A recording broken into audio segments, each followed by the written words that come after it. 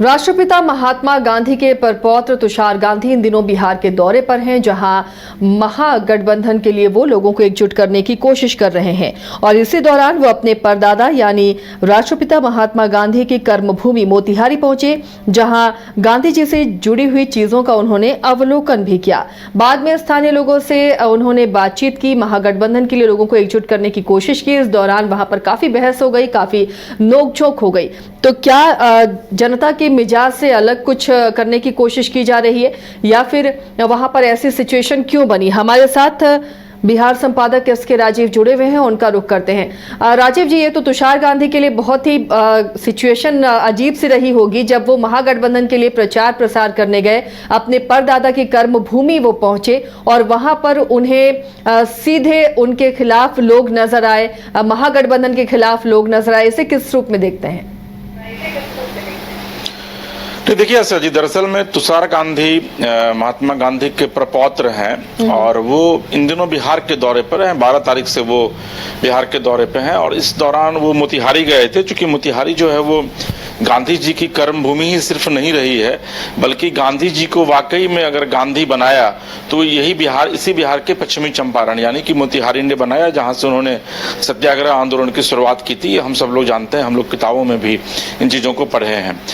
देखिए, तुषार गांधी वहां पहुंचे थे। वहां जाने के बाद वो सबसे पहले जाकर के अपने दादाजी के, परदादा जी के तमाम चीजों को जाकर के देखा, उस स्थल का भी विजिट किया जहां पर जाकर के गांधी जी रुके थे।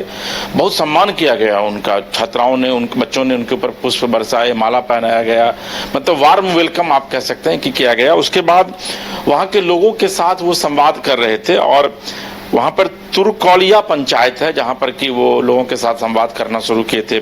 वहां के स्थानीय मुखिया हैं विजय साहब, वो भी वहां मौजूद थे। तो जैसे ही उन्होंने संवाद शुरू किया तो वो नरेंद्र मोदी और नीतीश कुमार यानी कि देश के प्रधानमंत्री और बिहार के मुख्यमंत्री को लेकर के उन्होंने कुछ तल्ख टिप्पणियां की और यह कहा कि जिस तरीके से बिहार को विकास करना चाहिए था, बिहार उस अनुरूप विकास के पैमाने पे खुद को ढाल नहीं पाया है।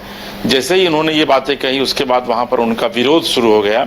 और आश्चर्य ये है आसिया जी कि जो स्थानीय मुखिया हैं विजय शाह जी, वो पूरे एग्रेसिव हो गए। आप अगर उस विजुअल को देखेंगे तो दोनों में काफी हॉट टॉक वहां पर हुआ है, तुम तराक तक बात जो है वो पहुंच गई है। तुषार गांधी काफी सीनियर व्यक्ति हैं, उम्र दराज हैं, अच्छे लेखक भी हैं, वो लिखते भी, उनकी आर्टिकल भी छपती है किताबों में, अखबारों में। और सबसे जो दिलचस्प है कि वो एक ऐसे परिवार से हैं जिनके की परदादा को न सिर्फ भारत बल्कि पूरी दुनिया उनके सामने श्रद्धा से शीश झुकाती है। तो फिर उसके बाद काफी बीच बचाव होने के बाद जो है वो मामला फिर सलटा और फिर वहां से तुषार गांधी निकल गए। लेकिन उन्होंने जो मीडिया से बातचीत की तो उन्होंने यह कहा कि भाई मुझे यह अपेक्षा नहीं थी, क्योंकि मैं तो नए बिहार को बनाने के लिए निकला हूं और महागठबंधन यानी कि कांग्रेस और तेजस्वी यादव के पक्ष में मैं वोट बेसिकली लोगों से मांग रहा हूं, अपील कर रहा हूं।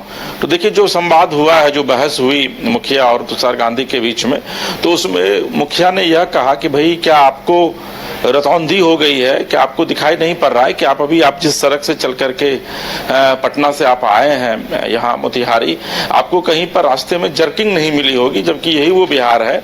जबकि 1990 से 2005 में सड़क में गड्ढा था या फिर गड्ढे में सड़क थी, इस बात का पता नहीं चल पा रहा था। तो क्या आपको रतौंधी बीमारी हो गई है कि आपको सब कुछ दिखाई नहीं पड़ रहा है? बिहार में विकास इस तरीके से है कि आप 1 से 1.5 घंटे में आप मोतिहारी पहुंच जा रहे हैं। 400 किलोमीटर का सफर आप 3 घंटे में तय करते हैं, 4 घंटे में। लॉ एंड ऑर्डर की स्थिति बहुत अच्छी है। और गांवों में आप देखिए कि आपके परदादा जी की जो विरासत थी उसको किस तरीके से संरक्षित किया है सरकार ने।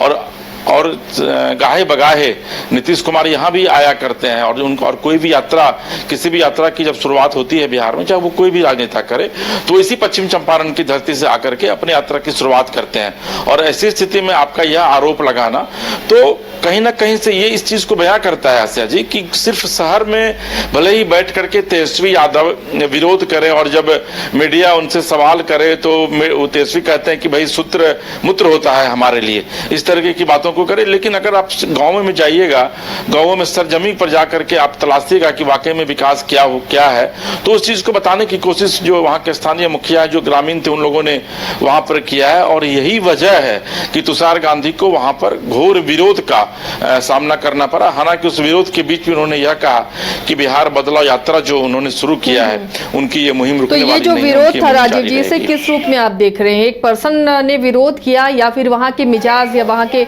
मूड को ये विरोध बता रहा है? नहीं, देखिए आसिया जी, आप अगर गांवों के इलाकों में जाइए तो गांव में आपको अमूमन विकास जो है वो दिखता है आज की तारीख में, क्योंकि हम लोग भी गांव के ही परिवेश में पले हैं, बढ़े हैं, गांव से ही निकल करके पटना आए हैं।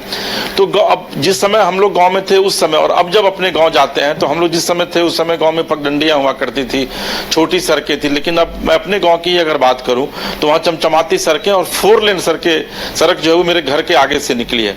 तो निश्चित तौर पर विकास तो हुआ है। अभी आप देख लीजिए, चाहे आप हेल्थ सेक्टर की बात कीजिएगा, ठीक है, वहां पर पर्याप्त डॉक्टर नहीं है, उसके लिए सरकार कोशिश कर रही है, लेकिन हेल्थ सेक्टर में भी जबरदस्त डेवलपमेंट हुआ है।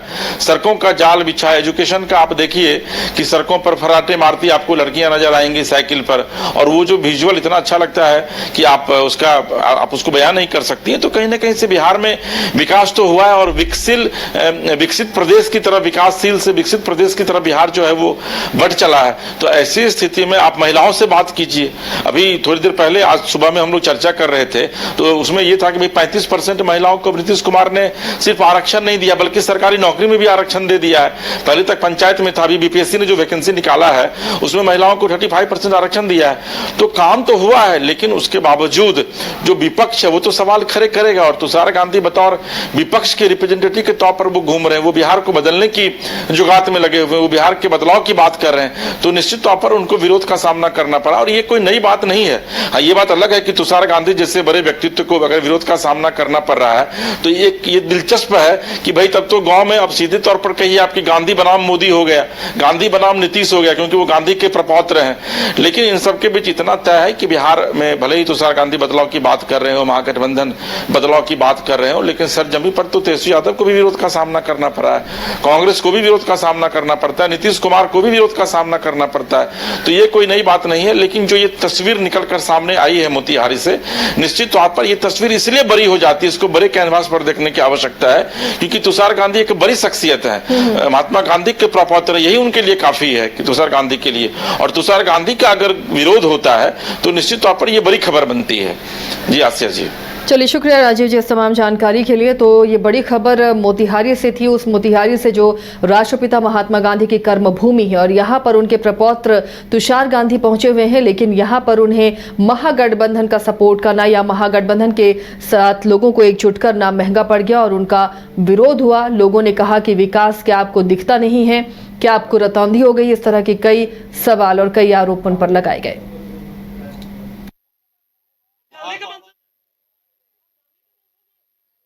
घर रहने का मकान भर नहीं, ये खुशियों की तिजोरी है। दरवाजे पर दस्तक देता पड़ोस, खिड़कियों से उमड़ आता आसमां, तारों में उलझी ऐसी ना जाने कितनी दास्तां। कहती हैं चले डायमंड सिटी, एक सफर हम सफर के साथ अपने घर तक। Diamond city, life long bonding, 500 से ज्यादा खुशहाल डायमंड परिवार। जल्दी करें, सिर्फ 200 फ्लैट बाकी। आज ही बुक करें अपना आशियाना।